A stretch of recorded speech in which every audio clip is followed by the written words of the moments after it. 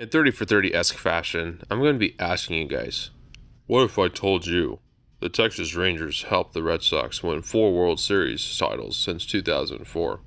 Sounds like an appalling statement.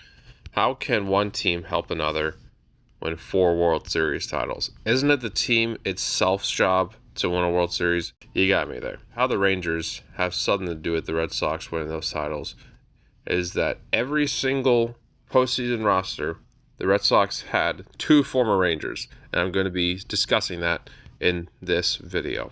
The first former Ranger to go to the Red Sox was Doug Mirabelli, a catcher who won 2 World Series titles with the Rangers. Mark this date, Red Sox fans. Are you ready? June 12th, 2001. He was traded by the Rangers to the Red Sox for Justin Duchscherer. Justin Duchscherer did not have very good tenure with the Rangers. He put up a 12.27 ERA in only 5 games, giving up 5 home runs, whip of 1.9. Not a lot to like here if you're Justin Duchscherer. But hey, his FIP was a little bit better at 7.62. He went on to have a pretty good tenure with the Oakland A's, putting up some very good numbers. As for Doug Mirabelli, he didn't put up a ton of numbers in the postseason. He did play in 1 game in the 2004 World Series, having a perfect .333 batting average. What a guy. The second former Ranger from the 2004 Red Sox is Gabe Kapler. It's interesting how Gabe Kapler became a Red Sox. In July 31st of 2002, he was traded from the Rangers to the Rockies. And then in June 28th of 2003, he was purchased by the Red Sox from the Colorado Rockies. But then less than 6 months later, in December 21st of 2003, he granted free agency. Then a day later, he signed as a free agent with the Boston Red Sox. Interesting way to become a Red Sox, but hey, he's a former Ranger, and he has 2004 World Series on his player card. He only played in 4 games in the 2004 World Series, only 2 at-bats. He was probably a pinch runner, no stolen bases, 1 strikeout, but hey, 2004 World Series on his player card. Now on to the 2007 Red Sox. Doug Mirabelli, as I already mentioned, was on the 2007 Red Sox once again. And as for the second former Ranger, that is Eric Gagne. Not only does Eric Gagne hold the consecutive saves record without a blown save, he also put up a very good relief pitching season with the Rangers. He put up a 2.16 ERA in just 34 games, with 16 saves in just over 33 innings pitched, a whip of 1.05, FIP of 3.45. Very, very good numbers, especially in Texas. So the Red Sox took notice of that because they're thinking, oh, we need 2 former Rangers to win a World Series. So the Rangers traded Eric Gagne to the Red Sox, and the Rangers got back a fan favorite, David Murphy, important part of the 2010 and 2011 World Series runs, and Case and Gabbard, and not the Beltre you're thinking of, Angel Beltre. 2013 only played in 22 games and never saw the light of day again in the major leagues. As for David Murphy, he is currently an analyst on Fox Sports Southwest. He provides some very good insight into the game.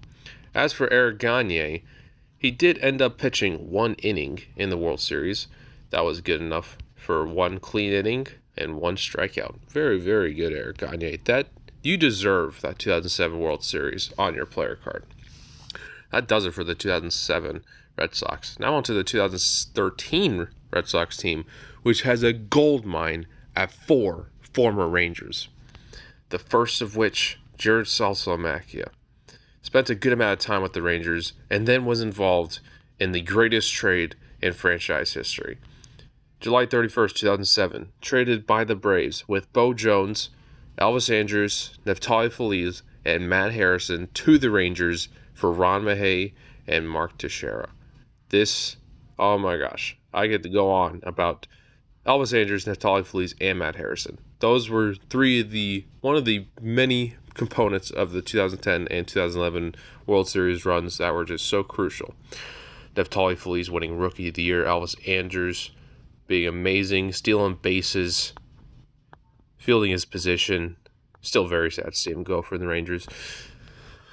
As for Neftali Feliz, he was so close to closing out the World Series for the Rangers, but Nelson Cruz decided, oh, I'm going to be a couple steps too inside, too close for no doubles defense, and you see this right here? I'm just going to do that. And yeah, that's exactly what he said, and so that's why he was almost there to catching it. So yeah, if Nelson Cruz was just a couple steps back, he would have caught it. Anyways, I'm not coping about the 2011 World Series anymore. Then in July 31st of 2010, he was traded by the Rangers to the Red Sox. Not a lot of players that are important in this trade, except for Jared Saltalamacchia, of course. I mean, because the Red Sox thought, oh my God, we need another former Ranger on the roster to win a World Series. So that's how he became a Red Sox player. Second player on the list, Mike Napoli. Oh my gosh, I could go on for hours about Mike Napoli. He was a crucial part to the 2011 Texas Rangers, putting up amazing numbers not only in the regular season, but also in the postseason. If the Rangers ended up winning the World Series in 2011, he would have undoubtedly won World Series MVP. In 7 games, he had 2 home runs, 10 RBIs, 350 batting average, 1164 OPS. I remember hearing in an interview that he had with Emily Jones that he was exhausted from playing in the World Series. But to put up still monstrous numbers like that for the Rangers, very, very commendable.